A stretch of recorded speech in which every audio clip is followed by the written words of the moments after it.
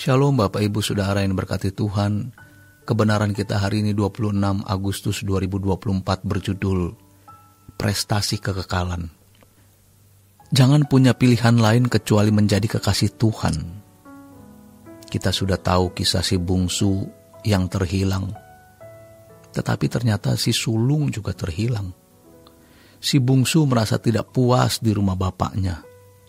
Dia mau menikmati segala warisan yang bapaknya bisa berikan padanya, tanpa bapaknya. Ironis, banyak orang Kristen yang menikmati berkat Tuhan tanpa Tuhan.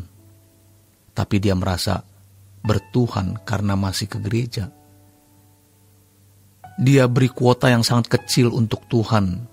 Dia merasa kalau sungguh-sungguh dalam Tuhan, dia tidak akan sampai pada kebahagiaan maksimal karena terbatas oleh hukum Tuhan, perintah Tuhan, apalagi mendengar kata kesucian, seolah-olah kata kesucian itu mengancam kebahagiaan hidupnya. Padahal mestinya yang benar, dosa itu yang mengancam kebahagiaan kita. Kenapa orang tidak berani hidup sungguh-sungguh dalam Tuhan? Tidak berani hidup suci? Karena dia merasa akan tidak bahagia. Kurang bahagia jika hidup suci. Jika urusan dengan Tuhan sungguh-sungguh, itu akan menyita kebahagiaan duniawinya. Sebab sementara dia masih hidup di dalam dunia, dia mau menikmati dunia, mumpung hidup di dunia. Ini pikiran setan. Itulah sebabnya banyak orang menikmati berkat Tuhan tanpa Tuhan. Artinya menikmati berkat Tuhan tanpa kesucian. Seakan-akan dunia ini tidak bisa kita nikmati kalau hidup dalam kesucian. Akhirnya kita menemukan kebahagiaan semu. Ingat, dunia akan membuat kita punya banyak, tapi tidak pernah merasa cukup. Sebanyak apapun, kita bisa tidak merasa cukup karena kita akan dibelenggu olehnya. Dunia akan memperbudak kita. Mestinya kita berprinsip, tanpa kesucian tidak ada kebahagiaan. Sebab tanpa kesucian kita tidak bisa menjadi kekasih Tuhan. Dan jangan pernah berpikir kalau sudah menjadi pendeta, pasti jadi kekasih Tuhan. Justru banyak pendeta yang dibodohi oleh dirinya sendiri. Sudah pendeta, apalagi jika sudah terkenal, dia makin tidak jujur dengan dirinya sendiri. Dia makin tidak mengenal dirinya sendiri. Prestasi akademik sering tidak membuat mereka cukup mengenal Allah.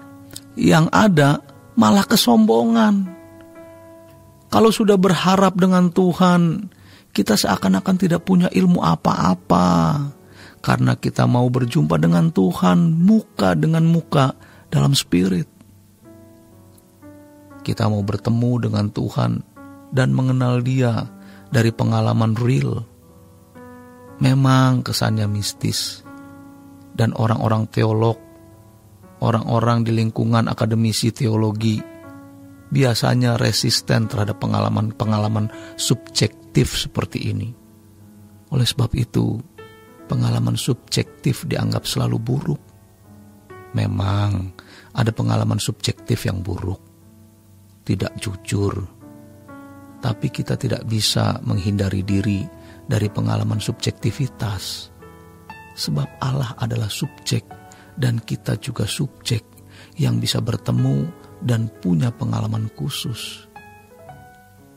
Merasakan kasih Tuhan bukan teori. Kalimat Dia sudah mati di kayu salib, Dia mengasihi aku, oh Tuhan, kasih-Mu besar, itu masih fantasi. Tapi bagaimana kita berhadapan dengan Tuhan, bisa hati ke hati, dan kita merasa Dia mencintai kita dari hati kita. Itu adalah pengalaman adikodrati, supranatural. Dan kita harus mengalami bahwa Dia hidup. Ini sulit, sebab banyak orang tidak berani membayar harganya untuk menemukan Tuhan. Karena Tuhan itu seperti jarum jatuh di jerami. Begitu sulit ditemukan. Ya, Dia sulit ditemukan. Tapi Dia bisa ditemukan. Tidak mungkin Dia tidak bisa ditemukan. Maka pertanyaannya adalah, Kenapa kita tidak mencari Dia? Adalah bodoh kalau kita tidak berprestasi di sisa umur hidup ini, dan kita mau berprestasi dengan prestasi kekekalan. Rasakan kasih Tuhan itu. Sungguh Dia mengasihi kita. Rasakan di dalam roh kita. Biarlah kita menjadi seperti anak-anak di hadapan Tuhan. Maka kita menjadi orang yang tidak takut menghadapi apapun.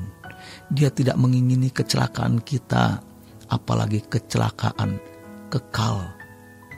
Tapi kalau kita masih mau menikmati berkat Tuhan tanpa Tuhan, itu masalah besar dalam hidup kita. Kita harus memulai hari dengan datang kepada Tuhan dan berkata, "Berjalanlah bersamaku, Tuhan." Jangan takut, kita bisa lewati bersama. Tuhan akan taruh orang-orang yang mengasihi kita, dan lewat tangan orang yang akan meneguhkan kita. Kita tidak akan jatuh. Kita akan dipegang terus. Jangan merasa sendiri dan jangan menyesali keadaan kita hari ini. Kita masih punya masa depan. Demikian kebenaran kita hari ini.